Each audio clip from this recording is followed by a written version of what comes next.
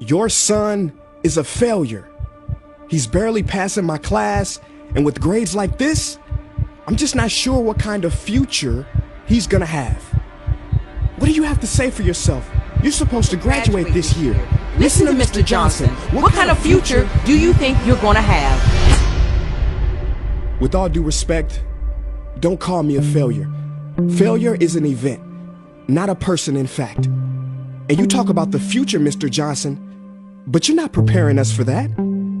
Excuse me? Just listen to what I'm saying.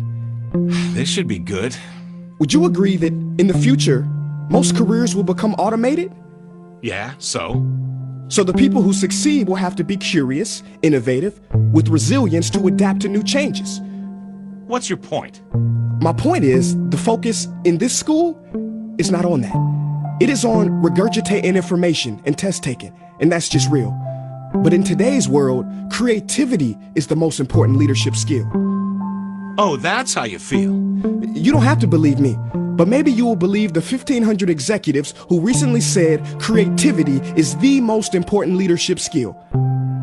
See, pretty soon, no one will be hired because of what they know. Because who cares what you know or if you've memorized a fact? We've got Google and Siri for that.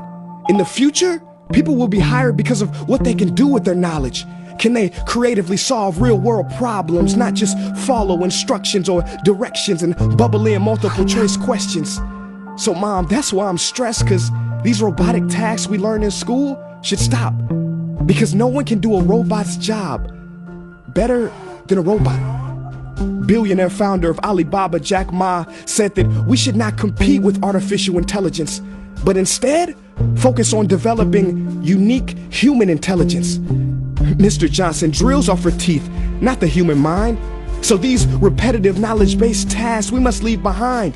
Or in the future, you're gonna find a lot of people graduating out of your class right into the unemployment line. See, many top companies today don't look at grades. Mom, that old way is expiring.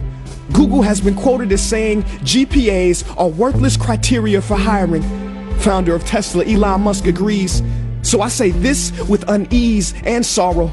If you continue to teach today as you taught yesterday, then you rob us students of tomorrow. Mr. Johnson, I'm gonna keep it real with you. Sometimes sitting in your class is tough.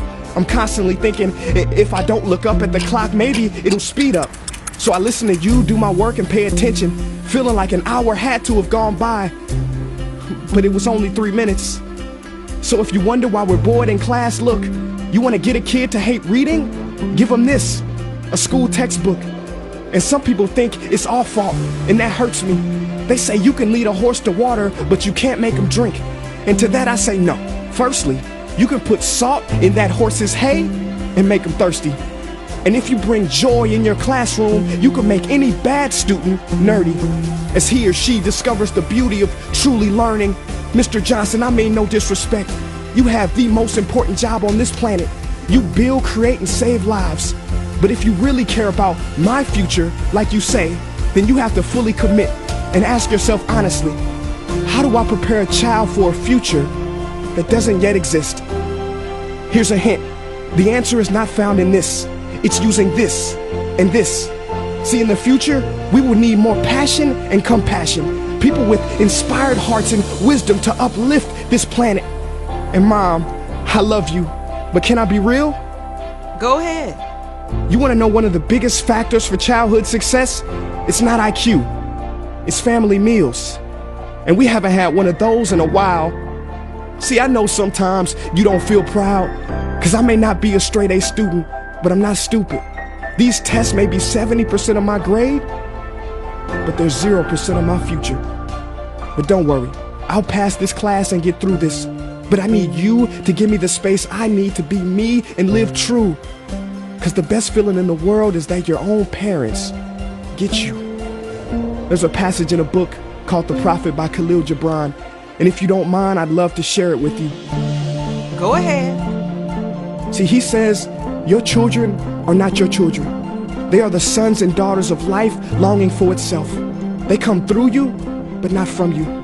And though they are with you, they do not belong to you. You may give them your love, but not your thoughts, for they have their own thoughts. You may house their bodies, but not their souls, for their souls dwell in the house of tomorrow. So, Mom, I'd appreciate it if you give me the love that I need to pursue my dreams. See, if we are to succeed, all three of us need behavior change on all fronts. We talk about the future, but the future is now, and it is created now by all of us. I've never heard you speak like that before. Yeah, I didn't know. But I'm gonna reach out to administration and try to change some things. You have my word.